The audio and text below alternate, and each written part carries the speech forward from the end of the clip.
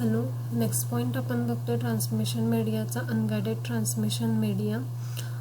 अनगायडेड transmission media म्हणजे काय, तर ज्याच्यामध्ये आपण कुठलाही फिजिकल पाथ किंवा कुठलाही फिजिकल मीडियम डेटा ट्रान्समिशनसाठी यूज करत नाही.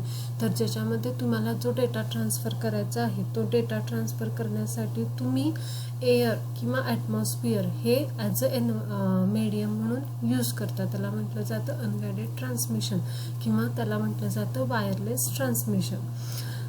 अनगायडेड मीडियामध्ये एअर हा मीडिया आहे ज्याच्या थ्रू तुम्ही काय करता, सिग्नल पास करता आणि जे कुठले प्रॉपर रिसिव्हर असतील ते रिसिव्हर तो सिग्नल रिसिव्ह करतात. असं ह्याच्यामध्ये जनरली काय होतं तर ट्रान्समिशन होतं. अनगायडेड मीडियामध्ये 3 टाईप्स आहेत. त्याच्यामधला फर्स्ट आहे रेडिओ वेव्स, सेकंड आहे मायक्रोवेव्स आणि थर्ड आहे इन्फ्रारेड. त्याच्यामधला फर्स्ट आहे रेडिओ वेव्स. आता रेडिओ वेव्स म्हणजे एक्झाम्पल कन्सिडर करायचं, आपण जे FM ऐकतो ते FM म्हणजे ते असतो रेडिओ वेव्स. आता रेडिओ वेव्समध्ये काय केलं जातं तर तुमच्या ज्या वेव्स आहेत किंवा जे इलेक्ट्रोमॅग्नेटिक वेव्स आहेत त्या कुठल्याही डिरेक्शननी, जिथं फ्री स्पेस असेल त्या डिरेक्शननी काय होतात तर ट्रॅव्हल होतात. ह्याच्यामध्ये फ्रिक्वेन्सी रेंज जी आहे ती frequency range 3 kilohertz to 1 gigahertz इतकी फ्रिक्वेन्सी 3 किलोहर्ट्ज टू 1 किलोहर्ट्ज इतकी फ्रिक्वेन्सी रेंज काय केली जाते ह्याच्यामध्ये कव्हर केली जाते. ह्याच्यामध्ये तुमचे जे रेडिओ वेव्स आहेत ह्या रेडिओ वेव्समध्ये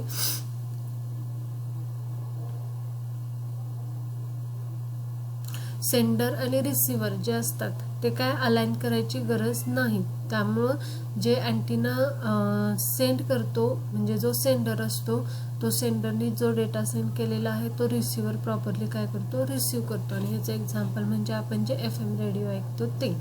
रेडिओ वेव्स म्हणजे काय तर ज्याच्यामध्ये इलेक्ट्रोमॅग्नेटिक वेव्स ह्या कुठल्याही फ्री स्पेसमध्ये किंवा कुठल्याही डिरेक्शननी ट्रॅव्हल होतात त्या. रेडिओ वेव्स ह्या ओमनी डिरेक्शनल म्हणजे कुठल्याही डिरेक्शननी ट्रॅव्हल्स होत असतात त्या. ह्याच्यामध्ये फ्रिक्वेन्सी रेंज आहे ती 3 किलोहर्ट्ज टू 1 किलोहर्ट्ज इतकी फ्रिक्वेन्सी रेंज ह्याच्यामध्ये कव्हर केली जाते. सेंडर आणि रिसिव्हर ह्याच्यामध्ये अलाइनड नसले तरी सेंडरनं जो डेटा सेंड केलेला आहे तो प्रॉपर रिसिव्हर काय करतो डेटा रिसिव्ह करतो. ह्याचं एक्झाम्पल म्हणजे FM सिग्नल. ठीक आहे. आता इथे एक्झाम्पल, इथं डायग्राम दिलेले आहे बघा. डायग्राममध्ये अर्थ सरफेस दिलेला आहे आणि त्याच्यावरती 2 अँटिनाज दिलेले आहेत. एक सेंडर आहे एक रिसिव्हर आहे आणि हे दोन्ही ग्राउंड स्टेशनवरती म्हणजे आपल्या जमिनीवरती काय करतात तर सेंडर डेटा ट्रान्सफर करण्याचं काम करतात. याच्यानंतर नेक्स्ट बघा ॲप्लिकेशन्स काय आहेत तर रेडिओ वेव्स अशा ॲप्लिकेशनमध्ये यूज केलं जातं ज्याच्यामध्ये एकच सेंडर आहे आणि मल्टिपल रिसिव्हर्स असतात. अशाच म्हणजे मल्टिपल रिसिव्हर्सना तुम्हाला जर एका वेळेला डेटा सेंड करायचा असेल तर त्यावेळेला तुम्ही रेडिओ वेव्स यूज करू शकता. ह्याचं ॲप्लिकेशन म्हणजे FM रेडिओ आपण जे ऐकतो ते, टेलिव्हिजन, त्यानंतर कॉर्डलेस फोन हे जे आहेत हे रेडिओ वेव्सचे एक्झाम्पल आहेत. आता ह्याचे ॲडव्हान्टेजेस काय आहेत तर रेडिओ ट्रान्समिशन जे आहे हे मोस्टली वाईड एरिया नेटवर्क ह्याच्यामध्ये आणि मोबाईल सेल्युलर फोन्समध्ये यूज केलं जातं. जिथं काय आहे तर तुम्हाला फिजिकल मीडियमची गरज लागत नाही किंवा लॉंग डिस्टन्स असतं, सिग्नलच्या फॉर्मॅटमध्ये डेटा सेंड करायचा असतो. अशा ठिकाणी काय केलं जातं रेडिओ ट्रान्समिशन यूज केलं जातं. रेडिओ वेव्स ज्या आहेत त्या रेडिओ वेव्स काय करतात तर लॉंग डिस्टन्स ट्रॅव्हल करतात आणि त्यामुळं काय होतं तर ते वॉल्स किंवा एखादा फिजिकल मीडिया आला तर त्याच्या थ्रू ट्रॅव्हल करू शकत नाही. ह्याच्यामध्ये डेटा ट्रान्समिशन रेट जो आहे तो डेटा ट्रान्समिशन रेट जास्त आहे रेडिओ ट्रान्समिशनचा. ओके. त्यानंतर सेकंड आहे मायक्रोवेव्स. मायक्रोवेव्समध्ये 2 टाईप्स येतात, टेरेस्ट्रियल मायक्रोवेव्ह आणि सॅटेलाइट मायक्रोवेव्ह.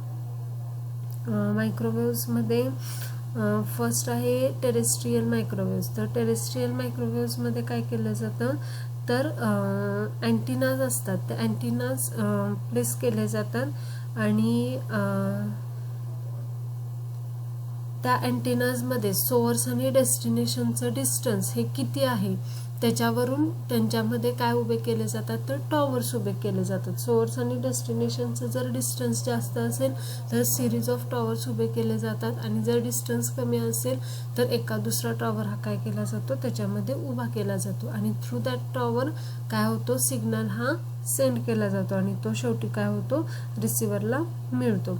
आता ह्याच्यामध्ये जेव्हा तुम्ही टेरेस्ट्रियल मायक्रोवेव्ह यूज करता तेव्हा त्याच्यामध्ये काय केलं जातं, तर तुमच्या ज्या सिग्नल आहे हा सिग्नल युनिडिरेक्शनल आहे, त्यामुळे काय करावं लागतं, तर सेंडिंग आणि रिसिव्हिंग अँटिनाज जे आहेत ते प्रॉपरली अलाइन्ड लागतात. जर ते त्यांचं डिरेक्शन किंवा त्यांचं स्पेसिंग जर प्रॉपर नसेल तर सेंडरनं जो डेटा सेंड केलेला आहे तो प्रॉपरली त्या रिसिव्हरला मिळणार नाही, किंवा सेंडरला प्रॉपर रिसिव्हर कुठला आहे तो कळणार नाही. त्यामुळं जेव्हा तुम्ही टेरेस्ट्रियल मायक्रोवेव्ह कम्युनिकेशन यूज करता तेव्हा सेंडर आणि सोर्स आणि डेस्टिनेशन जो असेल किंवा सेंडर आणि रिसिव्हर्स जे असतील ते प्रॉपरली अलाइन पाहिजे, देनच काय होतं, प्रॉपर तो सिग्नल मिळतो. आता ह्याच्यामध्ये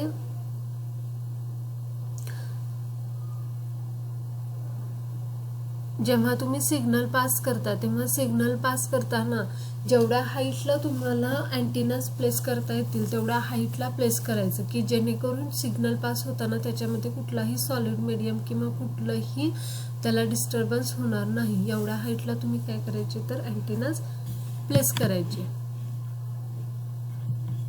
त्यानंतर मायक्रोवेव्हचे कॅरेक्टरिस्टिक्स काय आहेत, तर ह्याच्यामध्ये हाय फ्रिक्वेन्सी रेंज कव्हर केली जाते, 4 to 6 GHz to 21 to 23 GHz इतक्या हाय फ्रिक्वेन्सीचा डेटा ह्याच्यामध्ये कव्हर केला जातो.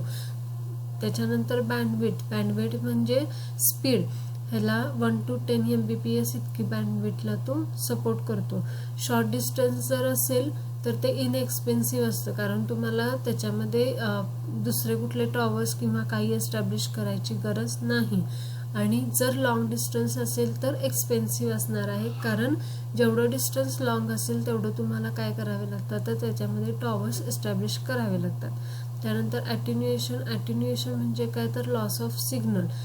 एन्व्हायरमेंट कंडिशनवर depending on environment condition signal हा काय होऊ शकतो, लॉस होऊ शकतो. म्हणजे जर सपोज रेनी सीझन असेल किंवा फॉग असतील म्हणजे ढगाळ वातावरण क्लायमेट असेल किंवा वारं असेल तर अशा सिच्युएशनमध्ये सिग्नल हा काय होऊ शकतो, लॉस होऊ शकतो. देन ॲडव्हान्टेजेसमध्ये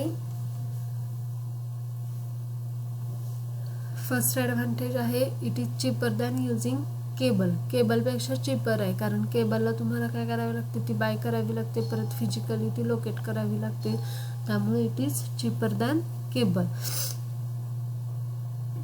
आता सांगितलं तसं it is free from land acquisition, म्हणजे तुम्हाला जमीन खणून त्याच्यातनं वायर घालून असलं काहीही ह्याच्यामध्ये तुम्हाला करावं लागत नाही. मायक्रोवेव्ह ट्रान्समिशन्स जे आहेत ह्याच्यामध्ये इझिली कम्युनिकेशन तुम्ही काय करू शकता, परफॉर्म करू शकता, त्यामुळं डेटा ट्रान्समिशन व्यवस्थित होतं. डिसॲडव्हान्टेजेसमध्ये बघा, यूजड्रॉपिंग म्हणजे काय, तर इनसिक्युअर कम्युनिकेशन आहे. ह्याच्यामध्ये कुठलाही अनऑथोराइज्ड युजर किंवा अनऑथोराइज्ड जो कोणी असेल तर तो इझिली काय करू शकतो, तुमचा सिग्नल कॅप्चर करू शकतो. आणि सेकंड आहे आउट ऑफ फेज सिग्नल म्हणजे सिग्नल हा डिपेंडिंग मगाशी सांगितलं तसं डिपेंडिंग ऑन एन्व्हायरमेंट कंडिशन असल्यामुळं तो कधीही आउट ऑफ फेज जाऊ शकतो. सस्पेक्टेबल टू वेदर कंडिशन म्हणजे तेच येते, एन्व्हायरमेंटल कंडिशन जशी चेंज होईल तसं तो काय होणार, सिग्नल वीक होत जाणार. बँडविड्थ ह्याची लिमिटेड असल्यामुळं बँडविड्थचं अलोकेशन हे ह्याच्यामध्ये लिमिटेड असतं. त्यानंतर सेकंड आहे सॅटेलाइट म्हणजे काय केलं जातं, तर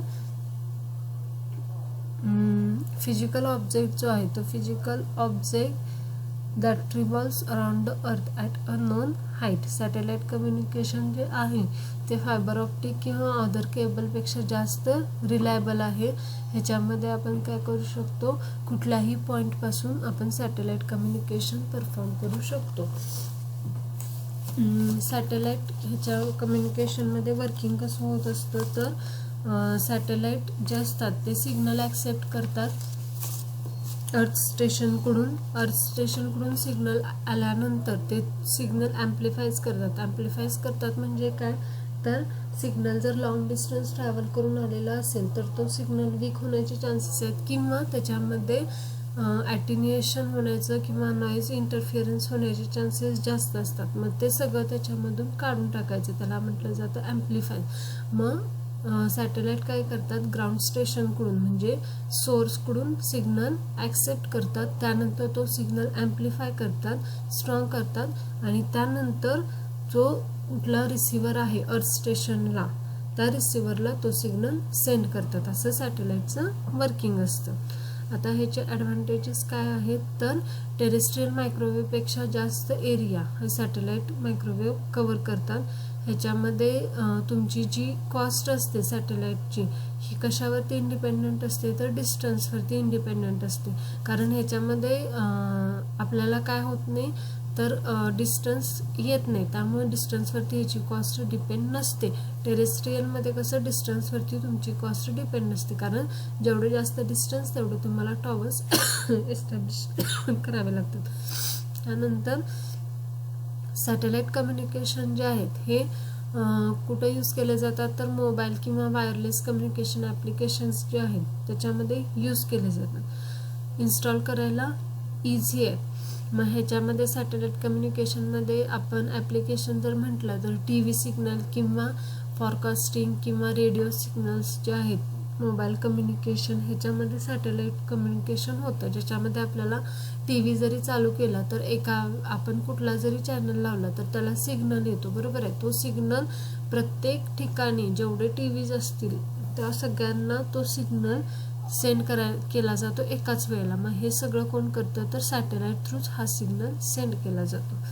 डिसॲडव्हान्टेजेस काय आहेत, तर ह्याला डेव्हलपमेंट जर करायची म्हटली तर जास्त टाईम पिरियड लागतो, कारण एकदा सॅटेलाईट एस्टॅब्लिश केल्यानंतर त्याला तो सिग्नल रिसिव्ह होऊन त्याचं प्रॉपर वर्किंग होईपर्यंत टाईम पिरियड जास्त लागतो आणि कॉस्ट पण त्याची जास्त असते.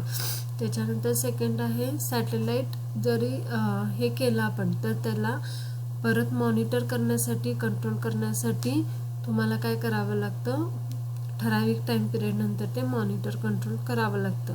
त्याचं लाईफ टाईम जे आहे ते 12 to 15 इयर्स इतकं आहे आणि जर सपोज काही झालं तर त्याच्यामध्ये तो सॅटेलाईट हे नॉन फंक्शनल होऊ शकतं जर टेक्निकल प्रॉब्लेम काही आला तर. त्यानंतर थर्ड टाईप आहे इन्फ्रारेड. इन्फ्रारेडमध्ये काय केलं जातं, तर शॉर्ट डिस्टन्स कम्युनिकेशन किंवा तुमचा शॉर्ट फ्रिक्वेन्सी रेंजचा डेटा जर तुम्हाला सेंड करायचा असेल तर त्याच्यासाठी तुम्ही इन्फ्रारेड ही यूज करू शकता.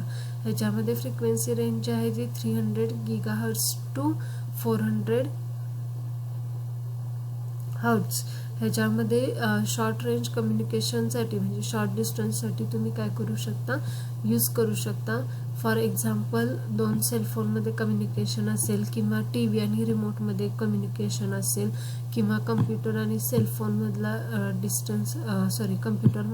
सेलफोनमधला डेटा हा जर तुम्हाला कम्प्युटरमध्ये ट्रान्सफर करायचा असेल तर ते कम्युनिकेशन असेल तर ते येतं इन्फ्रारेड कम्युनिकेशनमध्ये.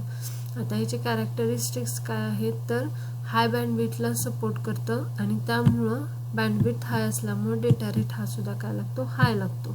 इन्फ्रारेड वेव्स जे आहेत ते त्याच्यामध्ये